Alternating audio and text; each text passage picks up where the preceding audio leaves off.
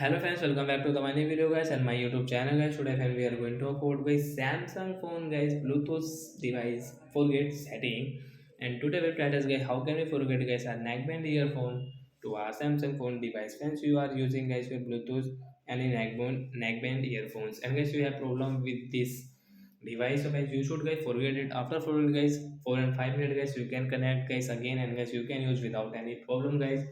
So first of all guys, how can we forget guys neckband earphone to our Samsung phone device? So guys, first of all you will have to on your phone setting, then guys click on phone Bluetooth setting guys.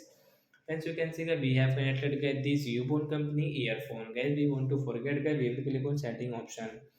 So as you can see, first of all guys the rename option guys. So guys, how can you use this rename setting? So guys, you can change guys your earphone device name if you want. So guys, you can change from here. So means you can say disconnect and unpair. So guys, you will have to click on unpair to forget. Then guys, after unpair guys, we cannot use it guys. This device has forget it.